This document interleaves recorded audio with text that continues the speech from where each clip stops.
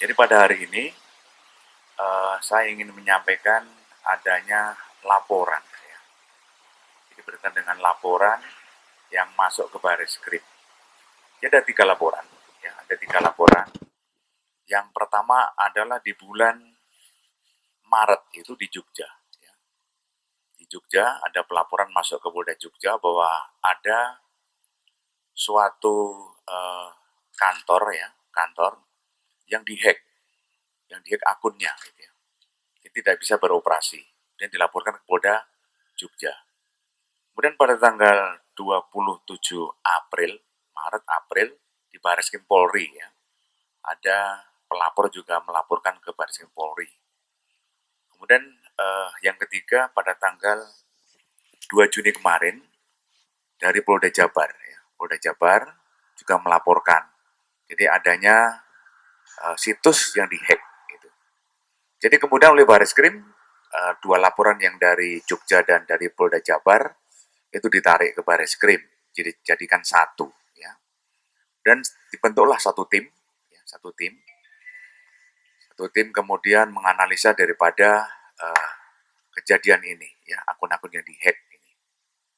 Akhirnya dari tim ini turun, setelah itu evaluasi turun dan berhasil menangkap seorang laki-laki ya, inisial ADC, itu ada di Jogja. Di Jogja pada tanggal 2 Juli ya, 2 Juli. Di inisial ADC. Mana tadi? Kok jauh sekali itu? Oh iya deh. Nah, itu. ADC. Yang bersangkutan orang Jogja, Sleman tepatnya ya, di Sleman. Jadi tim ini setelah mengevaluasi dari Mabes Polri, kemudian turun ke Jogja, mengerucut kalau ada di Jogja tersangkanya. Kemudian dengan teknis dan dibantu dengan IT, akhirnya tim dari Baris Krim ya, dari cyber itu bisa menangkap pelaku ini. Di rumahnya kita tangkap dan kemudian kita bawa ke Jakarta. Jadi setelah kita lakukan pemeriksaan, jadi tersangka ADC ini mengakui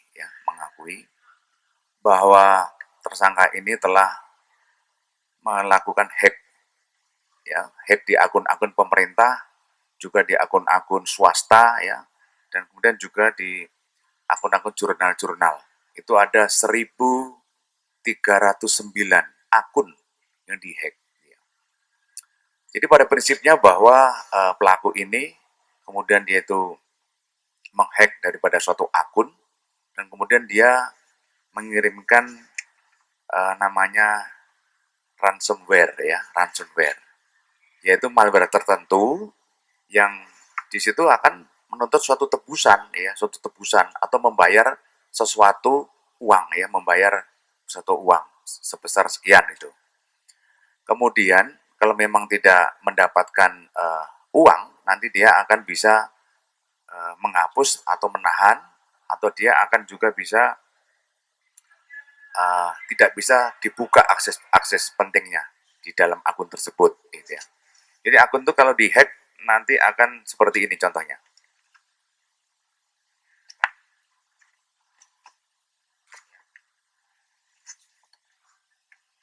Seperti ini ya. Kemudian contoh lagi. Ini contoh-contohnya.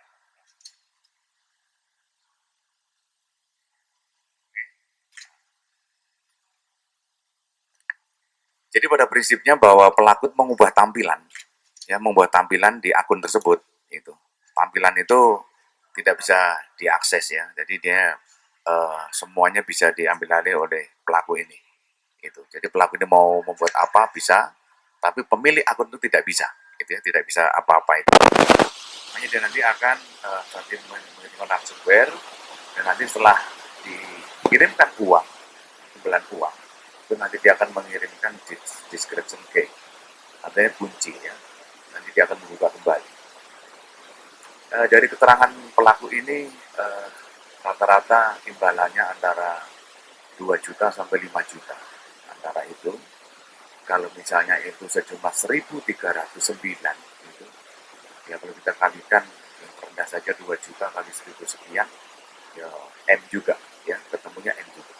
Kalau kita kita kalkulasi hitung-hitungan. Jadi tersangka ini telah meretas beberapa diantaranya situs di UNER, situs di Pemprov Jateng. Pemprov Jateng itu ada berbagai macam dinas ya di sana. Itu tidak hanya di provinsi saja. Dan juga ada jurnal ilmiah, ada di situs Badilung Mahkamah Agung juga ada. Kemudian juga ada situs Amik di Indramayu. Contoh-contohnya juga ada di situs PN Sleman, ya, contohnya seperti itu. Ada dia hack dan kemudian dia meminta imbalan uang. Jadi setelah kita lakukan pemeriksaan kembali bahwa yang bersangkutan uang ini hasil daripada ini ya adalah digunakan untuk kepentingan pribadi, untuk kehidupan. Dan kemudian juga sedang kita cek apakah untuk membeli barang-barang lain seperti barang bergerak maupun tidak bergerak sedang kita dalami. Dan yang terakhir adalah untuk foya-foya, katanya untuk mabuk-mabukan katanya itu ya, itu di situ. Jadi selain itu juga bahwa pelaku juga tidak hanya di Indonesia ternyata setelah kita melakukan pendalaman kembali, ini juga ada di negeri Australia, Portugal, Inggris dan Amerika. Dia juga nge-hack ke sana itu ya. Ini juga kita masih belum percaya apakah 1.039 akun yang dihack sama tersangka ini. Ini masih didalami oleh Direktur Cybercrime. Nantinya apakah ada jumlah yang lebih. Ini sedang kita dalami kembali. Tapi yang terdata masih sementara ini 1.309 ini yang terdata di sana. Kemudian juga dari pelaku ini motifnya ya, motif dari pelaku ini ya ekonomi, motifnya ekonomi, dan kemudian juga dia ingin mengecek kekuatan daripada akun-akun tersebut. Ternyata mudah di-hack gitu sana. Dan kemudian juga ternyata juga pelaku ini membuka layanan hacking ya. Layanan hacking siapa tahu ada pesanan. Ada pesanan misalnya tolong di-hack situs ini. Dia ternyata membuka layanan untuk hacking. Inilah yang dia akan ditelusuri, akan didalami kembali oleh Dir Cyber, kira-kira itu situs-situs mana yang sudah di-hacking melalui pesanan, ya, melalui pesanan. Ini sedang kita cek di situ. Dan kemudian untuk kasus ini kita kenakan pasal 27 ayat 47 untuk pasal 45 ayat 4 dan atau ayat pasal 46 ayat 1 dan pasal 48 dan pasal 49 pasal 33 Undang-Undang Nomor 19 tahun 2016 tentang ITE, ya, tentang ITE. Kemudian dari pelaku ini juga kita sedang mengecek apakah pelaku ini cuma sendiri, ya. Ini sedang kita dalami kembali. Nanti apakah ini sendirian melakukannya, apakah ada orang lain yang ikut serta di dalam melakukan ini. Ya tentunya ini bagian daripada Direktur Cyber nanti yang akan mendalami ini. Tentunya kami berharap kepada masyarakat ya, saling masyarakat untuk berhati-hati. Saya mempunyai akun-akun, tolong dicek setiap saat, kemudian dicek juga keamanannya. Dan untuk hacker-hacker, dengan adanya seperti ini, Cybercrime Mabes Polri kita siap untuk perang dengan hacker yang mengakibatkan atau membuat akun-akun itu menjadi tidak berguna dan melanggar pidana. Akan kita cari, ya, kita cari terus untuk pelanggaran pidana berkaitan dengan hacker ini. Gitu.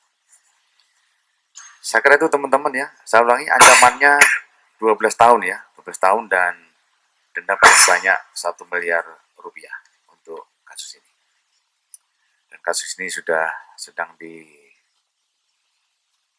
oleh Bareskrim, Cyber terutama, dan ini sedang kita mengkaitkan, akan kita cek dengan laporan-laporan di Polres-Polres maupun Polda yang lain. Apakah ada laporan yang masuk di Polda yang lain. Nanti kita jadikan satu di Mabes Polri. Mungkin teman-teman yang bisa kami sampaikan dan ada tambahan dari Pak. Sudah. Oh ya, sebentar ya. Saya kira itu ya. Dia tidak bekerja dia. Ya profesinya seperti ini. Apa namanya? Yang nge-hack. Namanya tiap hari dia nge-hack kan sudah ribuan begini kan berarti tiap hari terus saja dia lakukan ya. Gitu. Gimana? Dari 2014 melakukannya ya. Gitu.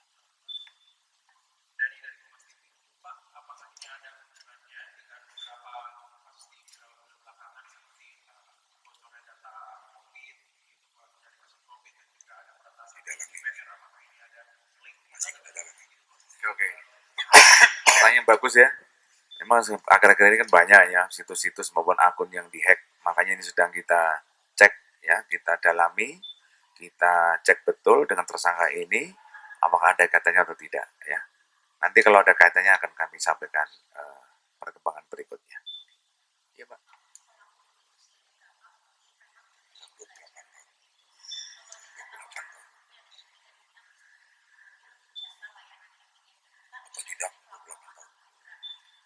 Jadi tersangka ini belajar mandiri, Pak. Gitu. Jadi belajar otodidak, dia belajar melihat dari internet dan buku-buku ya yang dia pelajari, dan dia berumur 28 tahun ya di sana.